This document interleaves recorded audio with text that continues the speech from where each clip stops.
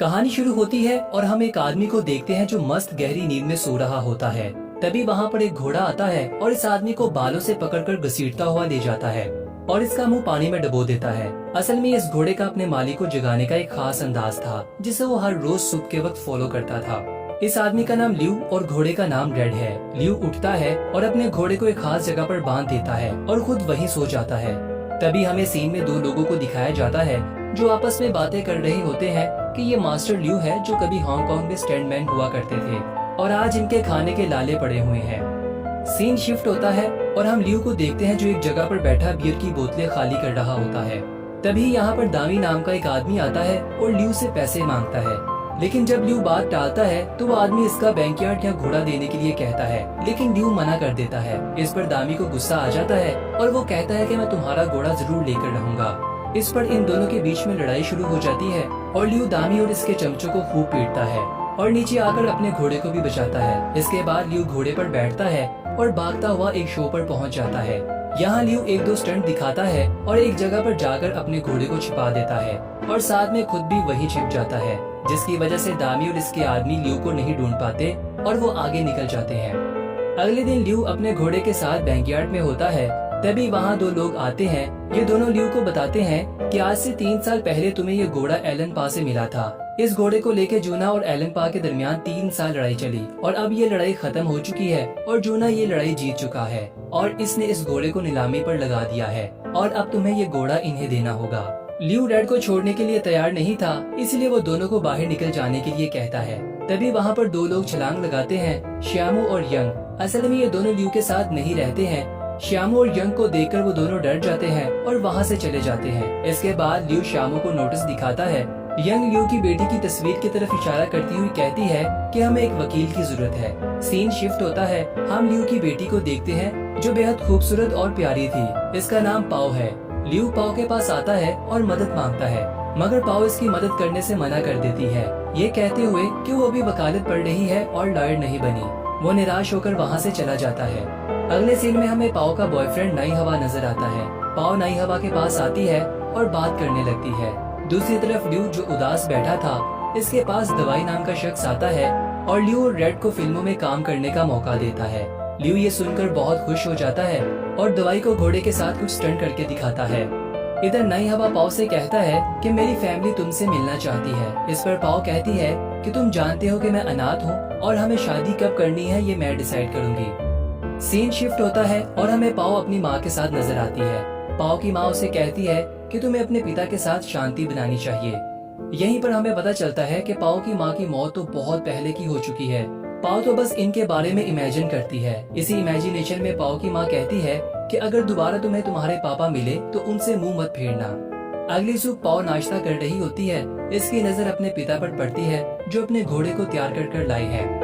असल में वो चाहते हैं कि इनके साथ लोग तस्वीर खिंचवाएं और बदले में कुछ पैसे भी दें। ल्यू यहाँ कई स्टंट भी करके दिखाता है, मगर कोई फायदा नहीं होता। ना तो कोई इनके पास आता है और ना ही कोई इन्हें पैसे देता है। ये देखकर पाओ को बहुत बुरा लगता है और इसलिए वो बैंकयार्ड वापस आती है और ल्यू से मिलती है। पाओ कहती है कि अगर आपको मदद चाहिए तो मैं अपने बॉयफ्रेंड से बात कर सकती हूँ, वो एक वकील है। इसके बाद पाओ वहाँ की चीजें देखने लगती है और वो रेड से भी मिलती है। घोड़ा पाओ को देखकर बहुत खुश होता है और इसकी हर बात मानता है। कहानी आगे बढ़ती है और हम नई हवा को देखते हैं जो ल्यू से मिलने आता है, लेकिन वहाँ की रखी गई चीजों को देखकर डरने लगता है। तभी पाओ आती है और कहती है कि आप लोगों ने अभी तक कुछ डिस्कस नहीं किया। इसके बाद पाओ नई हवा के हाथ पर हाथ रखती है और इसे कंफर्ट फील करवाती है। इसके बाद बातें शुरू होती हैं और हमें 3 साल पुरानी कहानी दिखाई जाती है, जहाँ हम ल्यू को देखते हैं जिसने घोड़े को बहुत बुरी हालत में लिया था। घोड़ा बीमार था। ल्यू ने इसका ध्यान रखा, इसे खिलाया पिलाया और चलना भी सिखाया और साथ में इसको ये भी कहा कि फ्यूचर में कभी भी घुटनों के बल मत बैठना। फिर इसके साथ ही कहानी प्रेजेंट पर आती है, जहाँ पाओ घोड़े के पास होती है और नई हवा को बुलाती है। ल्यू नई हवा को रेड के साथ स्टंट करने को कहता है। स्टंट करते हुए रेड जमीन पर गिर जाता है, जिसकी वजह से नई हवा डर जाता है। तब ल्यू कहता है कि रेड बिल्कुल ठीक है, वो तो बस तुम्हें पसंद करता है, वो इसीलिए तुम्हारे साथ मस्ती कर रहा है। अगले दिन ल्यू रेड के साथ शूटिंग पर पहुंचता है और शॉट तैयार होता है। यहाँ पाओ भी शूटिंग देखने के लिए आती है, लेकिन रेड इतनी ज्यादा भीड़ को देखकर डर जाता है और स्टैंड नहीं कर पाता, जिसकी वजह से ल्यू और रेड को शो से बाहर कर दिया जाता है। इसके बाद ल्यू एक जगह पर उदास बैठ जाता है और रेड आकर इसे टोपी पहनने को कहता है, लेकिन ल्यू गुस्से से टोपी को फेंक देता है। तब पाओ रेड के पास आती है और इसे कहती है कि हम तुम्हें इसके लिए फोर्स नहीं करेंगे। अगर तुम करना चाहते हो तो तुम करो, अगर तुम नहीं करना चाहते तो मत करो। उसकी बात सुनकर घोड़ा वापस शूटिंग पर जाता है और स्टंट करने लगता है। इधर पाओ भी ल्यू को टोपी देती है और जाने को कहती है। इसके बाद वो और रेड मिलकर कमाल का स्टंट दिखाते हैं। ल्यू और घोड़े का स्टंट देखकर पूरी टीम हक्का बक्का रह जाती है। हर तरफ ल्यू और रेड की तारीफें होती है। ल्यू भी बहुत खुश हो जाता है और फिर ये दोनों ऐसे ही स्टंट जारी रखते हैं। सीन शिफ्ट होता है, वही दो लोग फिर से नोटिस लेकर आ जाते हैं। यहाँ पाओ इनसे कहती है कि हॉर्स ट्रेडिंग कोई पब्लिक प्रॉपर्टी तो नहीं है, इसीलिए आप यहाँ से जा सकते हैं। रेड भी इनके नोटिस को चबाकर फेंक देता है और इन्हें धक्का मारकर बाहर निकाल देता है। अगले सीन में ल्यू और पाओ डिनर के लिए जाते हैं, जहाँ दामी आता है और ल्यू से पैसे मांगने लगता है। रेड को गुस्सा आ जाता है और वो आकर दामी को एक जोर की लात मारता है, जिसकी वजह से दामी दूर जाकर गिर जाता है। इस तरह एक बार फिर से ल्यू और दामी के बीच में फाइट शुरू हो जाती है। घोड़ा भी जमकर इन्हें पीटता है। तभी वहाँ पर श्यामू भी पहुँच जाता है और ल्यू की मदद करने लगता है और ये तीनों मिलकर इन गुंडों को अच्छा मजा सिखाते हैं। इसके बाद ल्यू पाओ को पकड़ता है और उछालकर घोड़े पर बिठाकर वहाँ से निकल जाता है। फिर सीन शिफ्ट होता है और हम रेड को देखते हैं जो फिल्मों में स्टंट करता है। ल्यू भी इसके साथ स्टंट करता है, लेकिन इसी के बीच एक स्टंट के दौरान रेड को चोट लग जाती है और वो घायल हो जाता है, जिसकी वजह से पाओ को गुस्सा आता है और वो ल्यू के पास आकर कहती है कि आप ये स्टंट करना कब बंद करेंगे। इस पर ल्यू कुछ खास जवाब नहीं देता। अगले दिन ल्यू और पाओ डिनर पर नई हवा के परिवार से मिलते हैं। यहाँ ल्यू काफी अनकंफर्टेबल फील कर रहा था और वो अजीब सी हरकतें भी कर रहा था, जिसकी वजह से पाओ कहती है कि मेरे पापा बड़े लोगों के साथ एडजस्ट नहीं कर पाते, वो कुछ ज्यादा ही सिंपल है। ये सुनकर ल्यू नई हवा की फैमिली को कहता है कि आप मेरी वजह से मेरी बेटी को रिजेक्ट मत कीजिएगा, वो बहुत अच्छी है। डिनर खत्म होता है, नई हवा और इसकी फैमिली वापस चले जाती है। इनके जाने के बाद पाओ ल्यू पर बहुत गुस्सा करती है और इन्हें नई हवा की फैमिली के साथ अच्छे से बर्ताव ना करने पर जम के डांटती है। इसके साथ ही वो इनसे कहती है कि आपको रेड के साथ अच्छे से बर्ताव करना चाहिए। सीन शिफ्ट होता है और हम पाओ को देखते हैं जो रेड के साथ बैठकर टीवी देख रही थी। टीवी पर पाओ अपने फादर और रेड के स्टंट देख रही थी। यहीं पर ल्यू भी होता है। टीवी देखते हुए पाओ अपने पिता से कहती है कि आप बहुत कूल हैं। ये सुनकर ल्यू की आंखें नम हो जाती हैं और पाओ की आंखों से भी आंसू निकल जाते हैं। तभी सीन शिफ्ट होता है और हम 8 साल पहले पहुंच जाते हैं। यहाँ ल्यू होता है जो बहुत ही ऊंची जगह पर स्टंट कर रहा था। ये स्टंट करते हुए ल्यू अचानक से नीचे गिर जाता है और इसके सर पर गहरी चोट आती है। इस चोट की वजह से ल्यू को पूरे 8 महीने तक कोमा में रहना पड़ता है। असल में ये ल्यू अपनी बेटी को बता रहा होता है। ल्यू कहता है कि इन 8 महीनों में काम ना करने की वजह से मेरा दिवालिया हो गया था। तुम्हारी माँ से भी मैं नहीं मिल पाया। पाओ कहती है कि माँ की तरफ से मैं आपको माफ करती हूँ। फिर इसके बाद दूसरी तरफ दामी बैकयार्ड में रेड के पास आता है और इसे इंजेक्शन लगाने की कोशिश करता है ताकि वो इसे अपने साथ ले जा सके।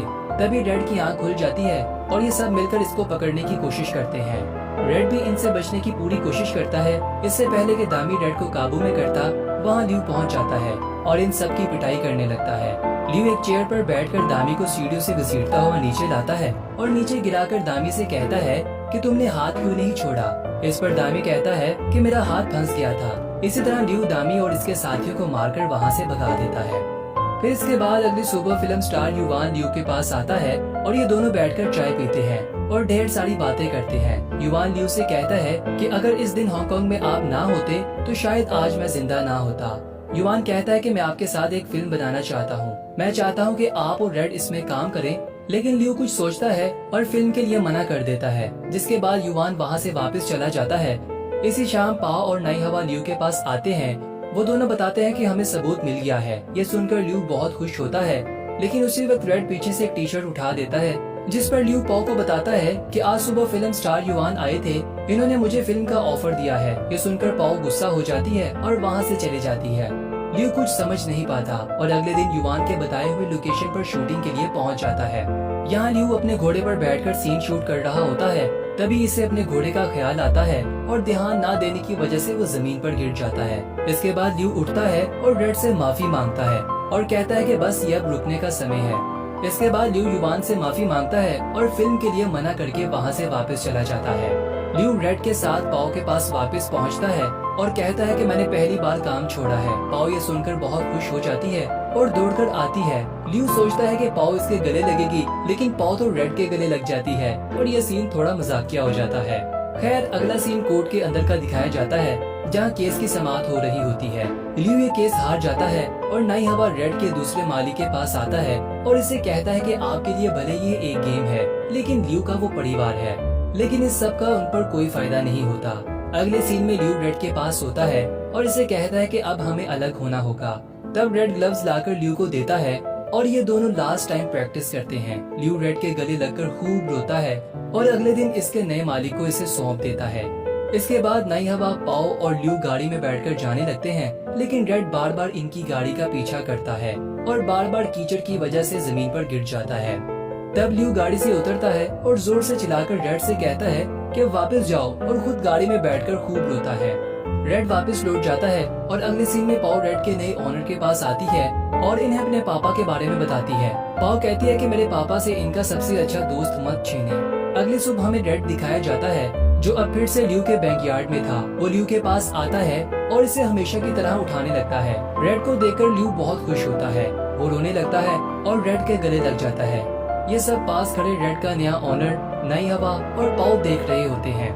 रेड का नया ओनर पाओ से कहता है कि अगर तुम मेरे पास ना भी आती तब भी आज रेड यही होता, क्योंकि मैं इसे खुद वापस लाने वाला था। असल में वो खाना नहीं खा रहा था। इसके बाद पाओ और नई हवा भी ल्यू के पास आते हैं और तीनों रेड के गले लग जाते हैं और इसके साथ ही ये कहानी अपने अंत को पहुंचती है। तो दोस्तों, कैसी लगी आपको घोड़े और ल्यू की ये यारी? कमाल है ना? वैसे आपका भी कोई ऐसा दोस्त है? अरे मेरा मतलब पेट। अगर ऐसा दोस्त है तो कमेंट करके जरूर बताइएगा। तब तक के लिए बाय बाय।